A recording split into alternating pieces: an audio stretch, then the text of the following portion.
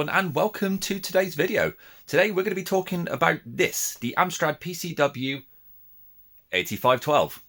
Now, this was a recent acquisition of mine. I picked it up local, and yeah, it's really good condition. There's just one problem.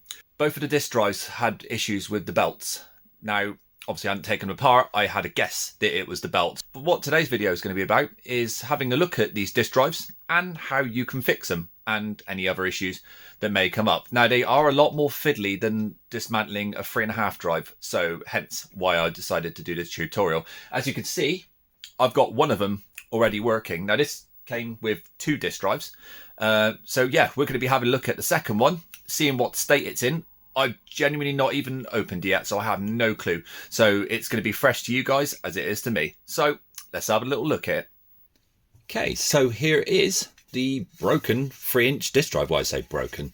The belt's basically gone, but we don't know until we open it, do we? So obviously not all of them have this outer cage. Now, if you've got like a Amstrad CPC, you're probably not going to have half of this extra cage. And this also applies to other computers that have this, like the Sinclair ZX Plus 3, for example.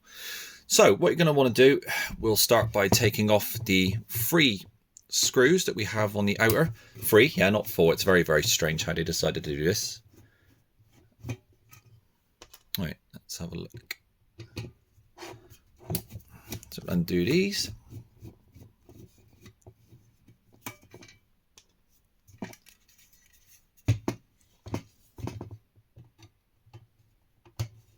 All right, so nearly done. Now, this is a 2-part cage. So what you're going to want to do is hold the front faceplate and slide very gently. So that is now out of the way. So we can have a little look. Now, this is where we've got to be really cautious. Now, let's have a little look, see if we can see any residue or anything around. Now, I can already see, I don't know if you guys can, but if you look down in that little spindle hole, can you see a little bit of a belt there? I certainly can.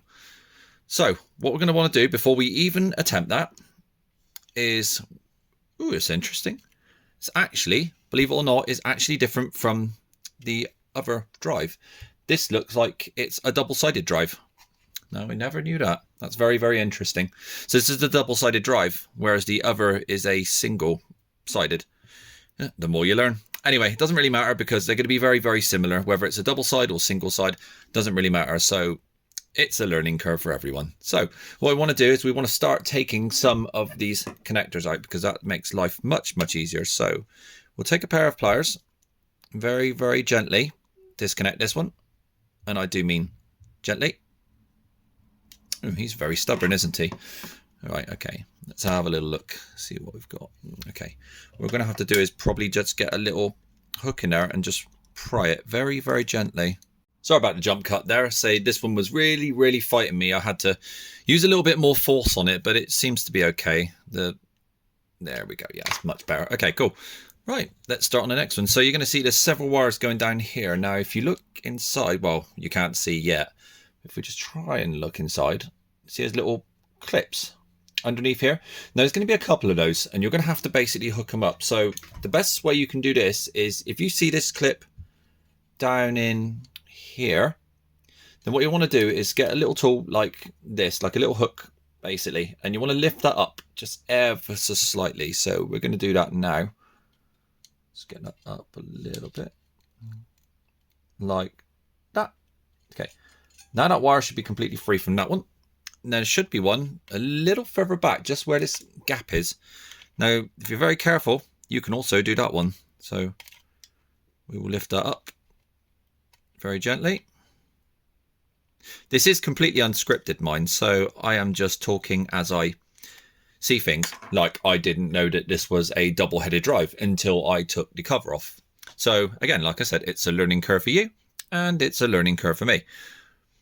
So, I mean, this looks like it's got a much better stepper motor on this one than the single drive. I assume it's because it just needs that much more to get the heads moving. I don't know. Probably going a lot off camera with this, aren't I? Yeah, my camera work's not exactly what you'd call amazing. But what can you do? So let's try and hook that out. No, that's not going to hook out, is it? Okay, so we're going to have to get a little screwdriver and pry it out. Come on. There we go. Right, so he's out now. That's now freed. Check, make sure there's none down here. No, it's just a motor one. Now there is this one here, but we're not going to worry about him for the second. All that is a light sensor that matches up with the one below it. But don't worry about that for now. It's fine. What we will do is look for the next connector, which I don't believe there is one yet. We disconnected that, so we've got one. Okay, right, yeah. So what we're gonna have to do is we're gonna have to disconnect this one here, but we can't. We've got to disconnect this one here, but we can't because we have to undo the bottom first. So there's going to be typically 3 screws in here. So you're going to have 1, 2, and 3. Now, this third one is much, much smaller than the other 2. So it's very, very important to remember that they go in the correct position. There is also one here with a little metal piece around it. Now you can see that just about make out the little metal piece there. I'll put it in my hand so you can see it. One of these little star things. I have no idea what they're called. So we take that apart. Let's put that aside. Take the same. Now you can already see from here that bits are starting to fall out already. I've had a few fall out on my leg while I've been taking these screws out.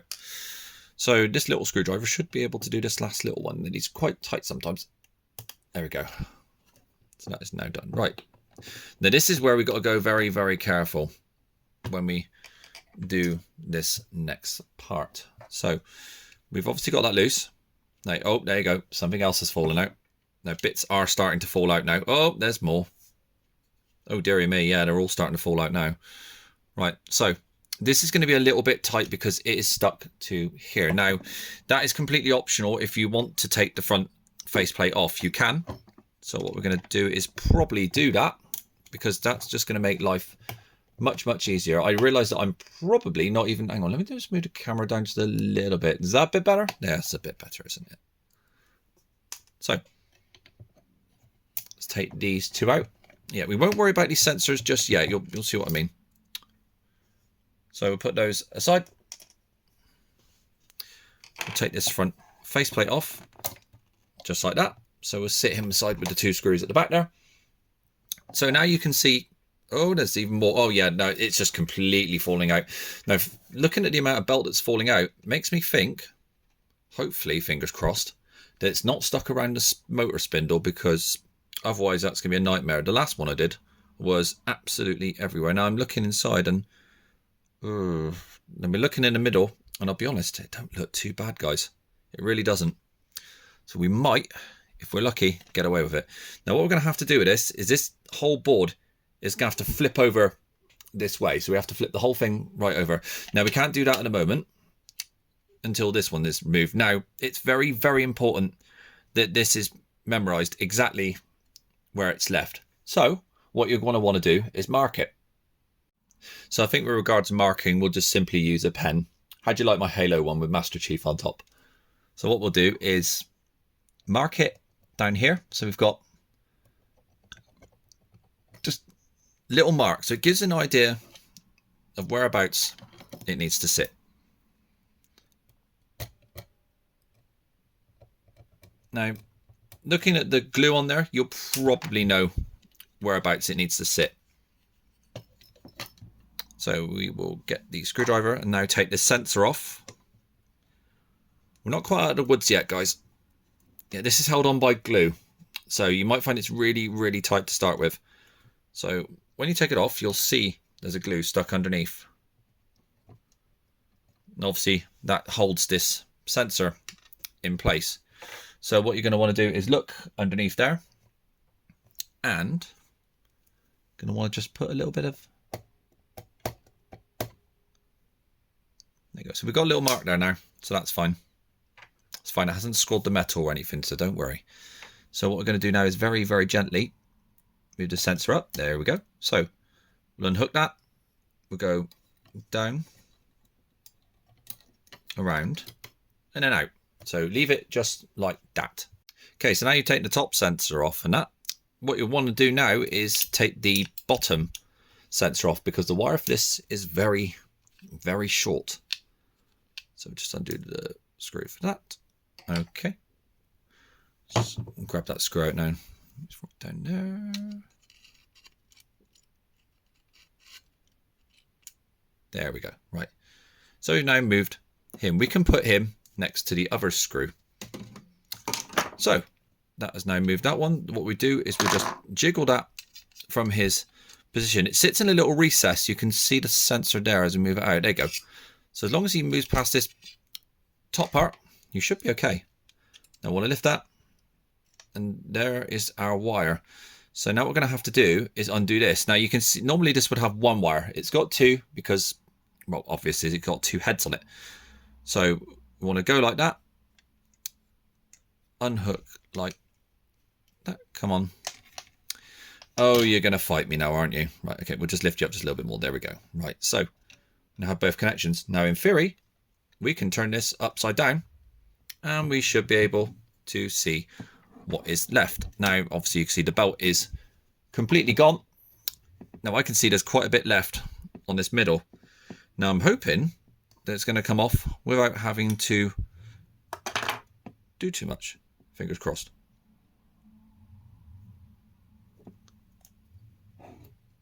Okay, so yeah, I can see there's quite a bit around the spindle, so we're just going to set that aside for a second and we're going to have a little look at that. Sorry about guys, I had to pop downstairs to get some isopropyl because I can see even though this spindle is pretty darn clear, which is really, really nice, unfortunately there is a little bit of gunk around here. Now, the best thing you can get for that is Q-tips, and if you are anywhere near a shop, say if you can't find isopropyl online, then you can look for stuff like this, which is professional makeup brush cleanser. Nice and cheap. It's only £2 for a bottle. And it basically is like 90 to 95% isopropyl. So it will get all of that gunk off. It's much stronger. So what you're going to want to do is dip your Q-tip into the isopropyl. And then you're going to want to try and start getting rid of some of this gunk. So best thing to do is probably spin it around a little bit and just let it sit on there because it's just going to go through a few Q-tips, I can assure you guys. I mean, I did the first belt and it was the same. Actually, it was way worse than this, to be honest with you. This is really not that bad. I mean, that's what you'll get off on like one Q-tip. Of course, Q-tip's got two sides, so you can use it on the other side. So that's exactly what we're going to do. So we're going to keep going at this until we've got it nice and clean. And then we'll carry on. Well, after 14 Q-tips, that's finally done. We've got the spindle nice and clean now, which is fantastic. So now we can get on with fitting the belts. Now, I got my belts from this place, Retro Computer Shack. They're on eBay, and I will put a link to them in the description. So, without further ado, I suppose the next thing is to put the belt on. So we'll get one of the belts out. This will go straight on, no problems. So we can go straight on there, and go through the little gap, put it down.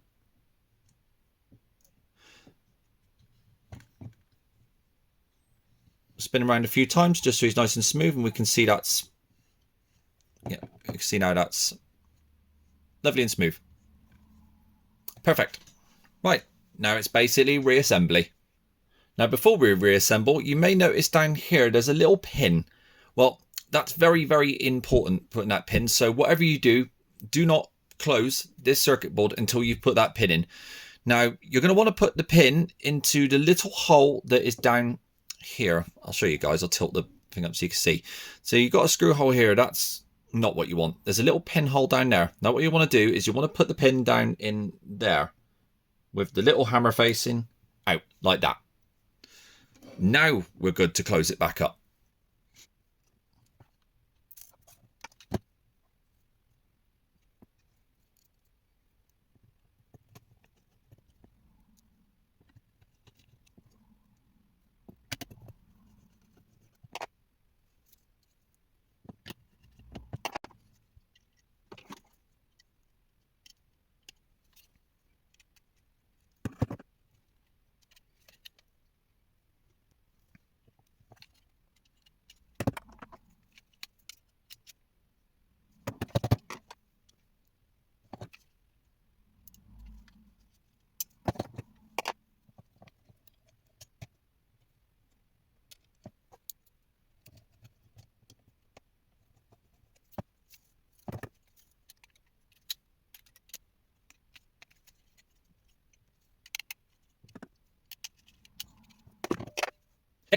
Okay guys, so that's pretty much reassembly of the disk drive. Now the only thing we're going to do now is just give the heads just a little bit of a wipe over with a dry Q-tip. Now you don't want to lift this head up too much. You just want to lift it just a tiny little bit. Just rub underneath like that, and that'll do you just fine. Well guys, that does it for me and this little disk drive in this video. Join me in the next video and we'll be looking at installing it into this Amstrad PCW to see if it actually works.